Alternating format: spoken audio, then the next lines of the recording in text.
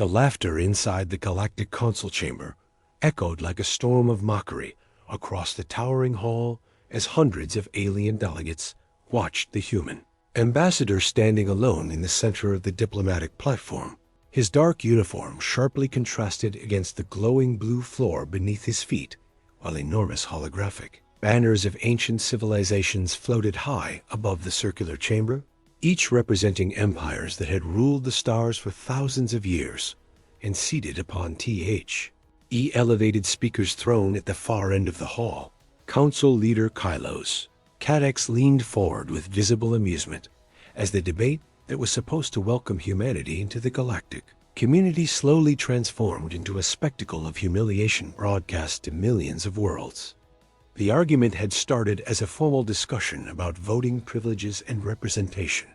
but it quickly devolved when several older species began questioning whether a civilization that had barely mastered Inters teletravel deserved a meaningful voice in a council that had governed the galaxy for millennia. And one by one, the delegates began listing the reasons humanity should remain a minor observer rather than a full participant, pointing out Earth's short technological history, its internal conflicts, and the fact that human fleets were tiny compared to the vast armadas commanded by the ancient empires surrounding them, until eventually the chamber erupted into open laughter when a towering reptile, AN diplomat, suggested that giving humans equal authority would be like allowing children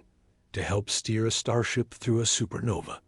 a remark that triggered waves of amusement across the chamber, while the cameras broadcasting the session focused on the lone human standing silently at the center of it all.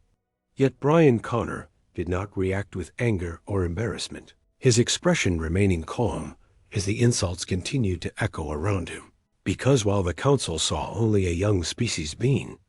put in its place, a quiet signal suddenly appeared inside the secure interface embedded in his wrist console, a message carrying the highest priority encryption used by the United Earth Strategic Command. And as Brian Connor read the short report, his calm expression did not change even slightly. But far beyond the council chamber, deep space sensors had just confirmed something that humanity had feared for decades. Something massive had begun moving in a region of the galaxy that every other civilization believed was empty. And as the laughter inside the chamber slowly faded, Brian Connor finally lifted his head and spoke a single sentence that would later be remembered across the galaxy as the moment everything changed. "If the council is finished laughing," he said quietly,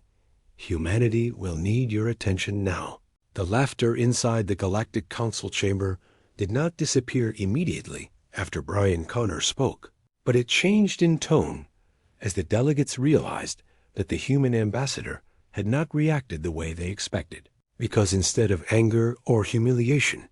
his calm voice carried through the enormous chamber with a quiet confidence that seemed strangely out of place for a representative of what many of them still considered a young and insignificant civilization. And as the echoes of amusement slowly faded among the towering tiers of alien representatives, the human ambassador straightened slightly on the glowing diplomatic platform and continued speaking in the same controlled tone, explaining that humanity had come to the council seeking cooperation and shared security among the stars, rather than political power or influence. A statement that immediately triggered another wave of dismissive reactions among several elder species who had spent centuries competing for dominance within the Council's political system. Since the idea that a species would join the galactic stage primarily to ensure collective survival rather than strategic advantage sounded naive to many of the older empires who had survived countless wars and rivalries. And from the elevated throne overlooking the chamber, Kylos Cadex leaned forward with a faint smile forming across his alien features as he watched the human speak, because from the council leader's perspective, the situation had already proven useful. Though regardless of the outcome, since allowing the council to mock a new species publicly served as a subtle reminder to the rest of the galaxy that experience and age still determined authority within the interstellar order. Several delegates quickly seized the opportunity to continue undermining the human position, with one massive insectoid representative activating a floating holographic display that projected comparative statistics between Earth and the older civilizations seated in the chamber, showing charts of fleet sizes, territorial control, and technological development timelines that made humanity appear almost insignificant beside the empires that had ruled the stars for thousands of years. And as the Ta scrolled across the chamber, the insectoid diplomat spoke with thinly disguised amusement while pointing out that the combined military forces of the Council's oldest members could outnumber humanity's entire interstellar fleet several hundred times over, while another reptilian delegate added that humans had only recently discovered faster-than-light travel, while many species present had already explored half the galaxy before Earth had even developed electricity. Comments that once again geared murmurs of agreement and scattered laughter throughout the chamber, while the giant holographic projections continued highlighting the apparent gap between humanity and the ancient civilization surrounding them. Yet through all of this, Brian Connor remained completely still at the center of the platform, neither interrupting the speakers nor attempting to defend humanity's reputation, a silence that several delegates misinterpreted as quiet embarrassment rather than deliberate patience. Only one member of the council watched the situation with growing concern rather than amusement, because seated among the upper advisory tiers, Jal Koma studied the human ambassador carefully while the chamber continued its spectacle of ridicule. And unlike many of the other delegates, the advisor had spent years studying newly emerging civilizations across the galaxy, analyzing how young species behaved when confronted with the overwhelming authority of ancient empires, and the reaction he was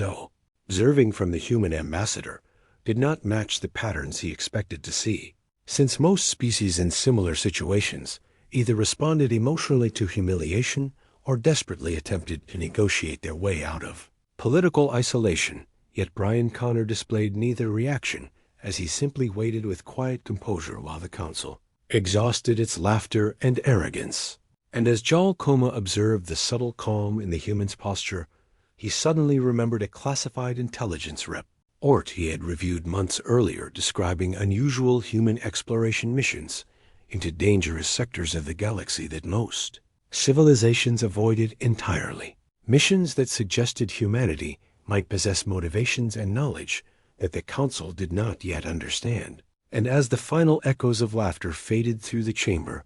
the advisor felt a quiet unease begin to settle in his thoughts, because for the first time he began to wonder if the council might have made a serious mistake by assuming that silence from a human meant weakness rather than restraint.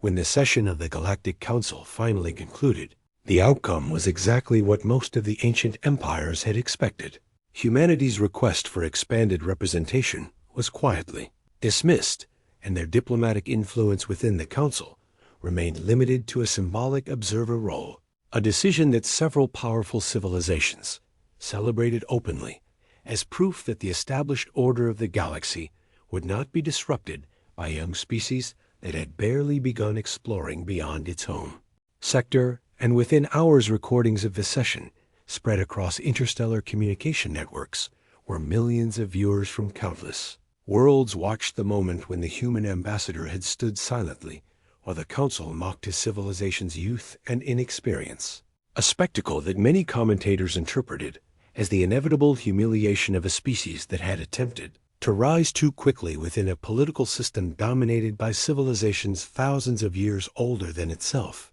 Yet while alien media channels debated whether humanity would withdraw from council affairs entirely or attempt to regain respect through diplomacy, something far more unusual began happening within human space itself, because instead of protests, outraged speeches, or diplomatic arguments directed toward the council, Earth's governments and colonial administrations suddenly began shutting down public communication channels that had previously connected their territory to the wider galactic network. Leading observers across the council systems, puzzled by the sudden and almost complete silence coming from the region of space controlled by humanity. inside the administrative sectors of the Galactic Council. This silence quickly became a topic of quiet speculation among diplomats and intelligence. Analysts who were accustomed to tracking the reactions of emerging civilizations after major political setbacks, since history had shown that newly admitted species usually reacted to humiliation by either escalating diplomatic pressure or dramatically increasing their military activity in an attempt to demonstrate strength. Yet human territory displayed neither behavior in the days following the council session, as long-range sensor stations monitoring Earth's outer systems reported an unusual reduction in civilian traffic rather than an increase in fleet mobilization. And even trade convoys traveling through nearby sectors began reporting that human commercial routes appeared strangely quiet, with cargo vessels returning to their home systems and deep space exploration craft disappearing from public navigation registries entirely. A pattern that some analysts initially interpreted as a sign that humanity had retreated inward after their political embarrassment, while others speculated that Earth's leaders might be reorganizing their internal infrastructure to avoid further diplomatic humiliation on the galactic stage. Yet none of these explanations fully satisfied the small group of observers who had begun noticing that although human space appeared quieter than usual on public channels, encrypted signals occasionally flickered across deep space monitoring arrays and patterns that resembled large-scale fleet coordination. Among the few individuals paying close attention to those patterns was Joel Koma, who had quietly begun requesting additional intelligence reports from the Council's outer sensor networks, despite the fact that most of the other delegates had already lost interest in humanity after the council session ended, because the advisor's instincts continued warning him that the calm response displayed by the human ambassador did not align with the humiliation the council believed it had inflicted. And as he reviewed the latest sensor data, he noticed several small but persistent anomalies occurring near the border regions of human space, where long-range observation stations occasionally detected brief gravitational distortions consistent with hyperspace travel, signatures far larger than the vessels registered on official human fleet records, distortions that appeared and vanished too quickly to track,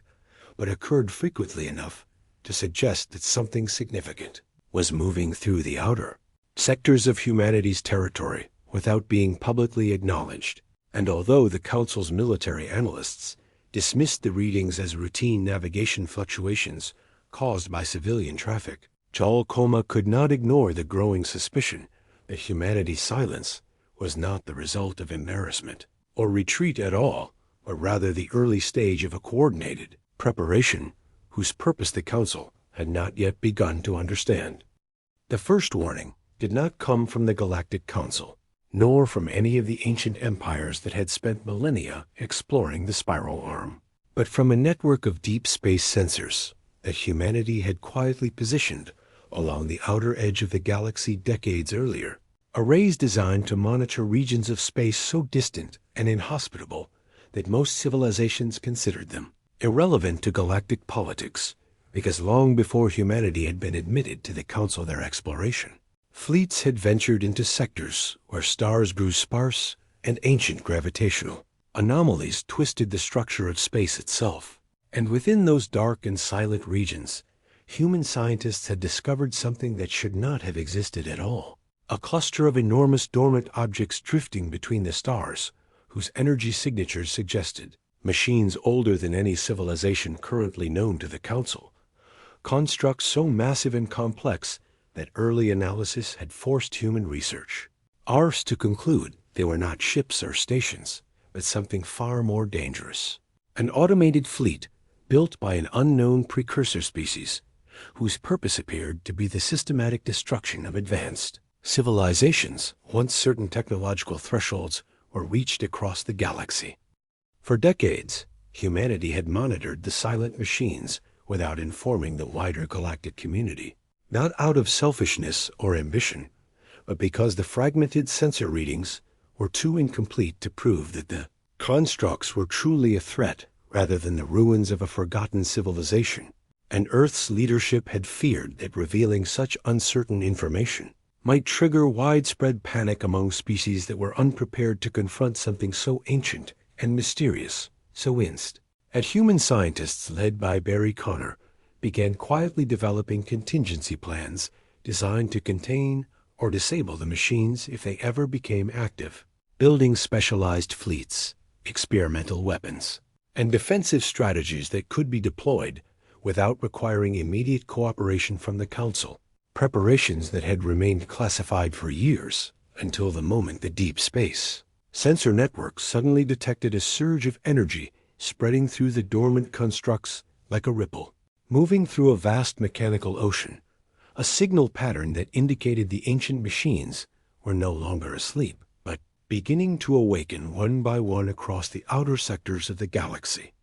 The first fleets launched from human space long before the Galactic Council realized that anything unusual was happening beyond the outer sectors of the spiral arm, because while the Council's diplomatic networks remained focused on trade disputes and political maneuvering between ancient empires, hundreds of human warships quietly departed from hidden shipyards scattered throughout Earth's colonial systems, their departure masked by encrypted navigation signals and classified fleet routes that had been prepared years earlier for exactly this moment. And as the massive vessels accelerated into hyperspace, their destination was not the territories of rival civilizations nor the political centers of the Council itself, but the vast and silent regions of deep space, where the dormant machines had begun awakening, sectors so remote that most galactic navigation charts simply marked them as unexplored voids. Yet for humanity,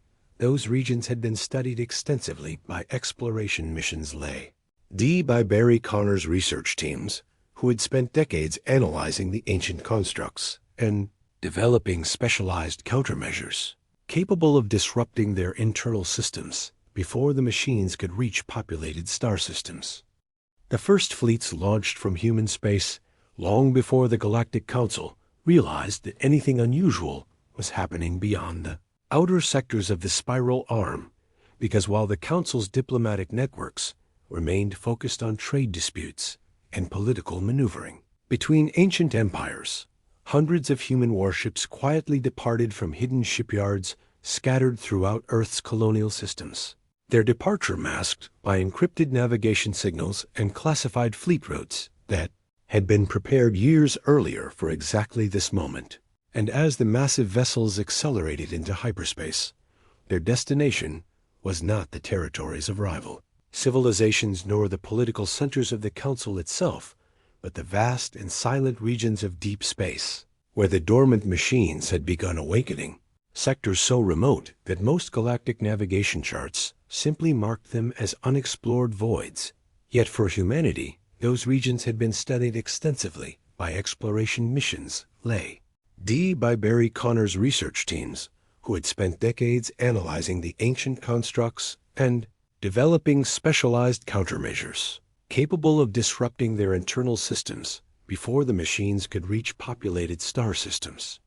At the head of the largest of these fleets traveled the human command carrier Aegis Dawn, a massive vessel surrounded by dozens of escort cruisers and drone carriers designed to deploy experimental weapons never before revealed to the wider galaxy. And standing within the command bridge, overlooking the enormous tactical display, was Fleet Commander Zenis Turner, who had spent most of his career preparing for a battle that many officers once believed would never actually happen, because the existence of the ancient machines had remained one of humanity's most closely guarded secrets for decades, while scientists debated whether the constructs were truly active threats or merely the silent remains of a forgotten civilization.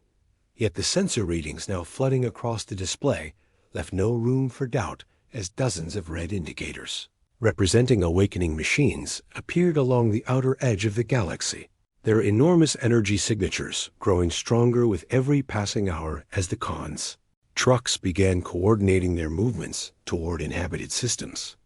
Back within the territory of the Galactic Council, the first hints that something extraordinary was unfolding reached the attention of Jal Kova when several long-range sensor arrays suddenly detected enormous bursts of hyperspace activity emerging from human space and heading toward regions that most civilizations considered completely irrelevant to political or military strategy. And as the advisor examined the data more closely, he realized that the scale of the movement far exceeded anything humanity had ever publicly revealed about the size of their fleet, because the gravitational distortions indicated hundreds of large vessels traveling in synchronized formations that suggested years of coordinated planning rather than a spontaneous reaction to recent events. And as the implications of this discovery began forming in his thoughts, Joel Coma felt a cold realization settle over him that the Council might have misunderstood humanity in the worst possible way, because while the ancient empires had spent the previous council session laughing at what they believed to be a weak and inexperienced species, that same species had apparently been preparing for a crisis the rest of the galaxy did not even know existed. The first evidence that something truly catastrophic was unfolding beyond the outer sectors of the galaxy arrived not through the diplomatic channels of the Galactic Council, but through scattered emergency transmissions from exploration vessels that had ventured too close to the regions humanity had been secretly monitoring for decades, because several civilian survey ships suddenly began reporting enormous artificial structures emerging from deep space, machines so large that they eclipsed near-by asteroids and emitted energy signatures far beyond anything produced by known civilizations. And when those transmissions reached the Council's monitoring networks, the images they carried stunned analysts across dozens of worlds as the recordings showed entire automated fleets of ancient constructs awakening simultaneously and beginning a slow but unmistakable advance toward the populated core of the spiral arm, their movements coordinated with a cold mechanical precision that suggested the Achines were following a pre-programmed directive rather than responding to any immediate threat. And within hours, the Galactic Council was forced to convene an emergency session as the same delegates, who had mocked humanity days earlier, gathered once again inside the enormous chamber, this time watching the incoming sensor data with growing fear rather than amusement. As the emergency meeting unfolded, Joel Coma stepped forward before the Council with a grim expression and activated a holographic projection that overlaid the latest sensor reports with the hyperspace travel patterns previously detected leaving human space. And as the two datasets merged across the massive display, the chamber slowly fell into stunned silence because the trajectories matched perfectly, revealing that humanity's fleets had been moving directly toward the awakening machines long before the Council even knew the constructs existed. A realization that forced the delegates to confront the uncomfortable truth that the species they had dismissed as inexperienced might have been preparing for this exact scenario,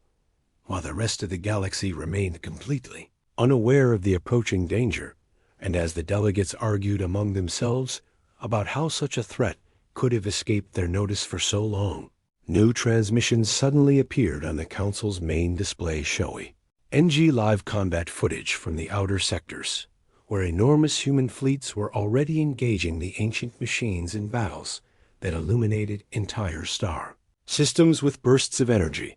unlike anything the Council had ever witnessed.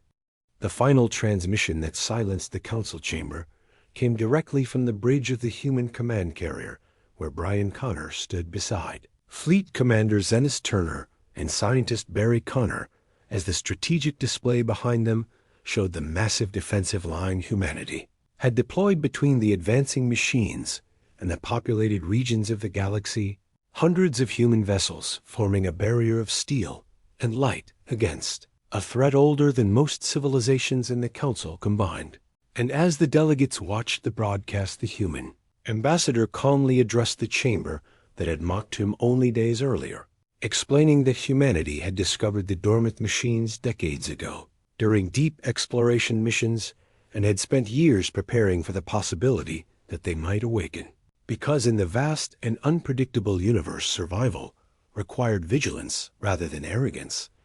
And although humanity had hoped the Council would one day help defend the galaxy against such dangers, the recent session had made it clear that the ancient empires were far more interested in political hierarchy than collective survival. So until the battle was over, humanity would continue the fight alone, standing between the approaching extinction protocol and every civilization that had once laughed at them. In the centuries that followed, historians across the galaxy would look back at the infamous council session as one of the most embarrassing moments in interstellar political history, not because powerful civilizations had been wrong about humanity's relative youth among the stars, but because they had mistaken youth for ignorance and silence for weakness. The ancient empires that dominated the Galactic Council had spent thousands of years navigating alliances, rivalries, and territorial disputes, and over time they had grown confident that their experience made them the ultimate authorities on how the galaxy functioned. Yet experience can sometimes create blindness as easily as wisdom. Humanity had entered the galactic stage with far less history than the species surrounding them, but they carried something the older civilizations had slowly forgotten: curiosity mixed with caution. Where others saw empty regions of space unworthy of exploration, humans saw unanswered questions. Where older empires assumed they already understood the limits of the universe, humans continued searching for threats no one else believed existed. The machines that awakened beyond the outer sectors were not defeated through arrogance or political authority. They were stopped because a single young civilization had spent decades preparing for a possibility that the rest of the galaxy had dismissed as impossible. And when the fleets of the Galactic Council finally arrived to assist the battle, they did not find humanity begging for help. They found humanity already holding the line. From that day forward, the phrase often repeated in the council chambers whenever a new civilization joined the galactic community was simple but unforgettable: never laugh at the species that explores the places you are too afraid to look.